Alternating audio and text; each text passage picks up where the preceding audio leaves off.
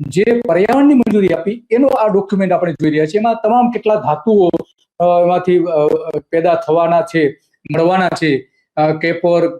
Copper cathode, sulphuric acid 30 lakh ton. Copper cathode કરતા પણ વધારે 3 ગણું સલ્ફ્યુરિક એસિડ મળવાનું છે.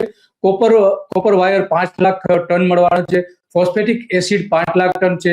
ફોસ્ફેરિક 2 લાખ ટનની કેપેસિટી છે. આપણે જે વાત કરીએ છીએ કેપેસિટી, એટલું થઈ શકે છે. હવે થશે કેટલું એ તો પછી ભવિષ્ય બતાવશે. કોપર સ્લગ જે રેતી છે, સિલિકા છે, 1,73,000 ટન. હાઇડ્રોક્લોરાઇડ અને સિલિકેટ કોપર સ્લગ 1,73,000 ટન દર વર્ષે એમાંથી નીકળવાનું છે. અને સોનું 50 ટન જેવું નીકળી શકે છે, એટલી કેપેસિટી છે કે એટલું નીકળી શકે છે. એટલે આટલું નીકળશે જેવું નથી. જોકે અદાણીએ જાહેર કર્યું 25 ટન નીકળશે, પણ 50 ટન સુધી નીકળી શકે છે. અને ચાંદી 500 ટન સુધી નીકળી શકે છે. કોપર જે ટેલ્યુરિટ છે 42 ટન છે. બ્લુમુથ બિસ્યુલેટ જે છે 120 ટન છે દર વર્ષે. ક્લોરોમેક મર્ક્યુરી જે છે ફ્લોરાઇડ એ 18 ટન જેવું નીકળી શકે છે. અને મર્ક્યુરી 16 ટન નીકળી શકે છે. CCR મિલ સ્કેલ જે છે 50 ટન છે.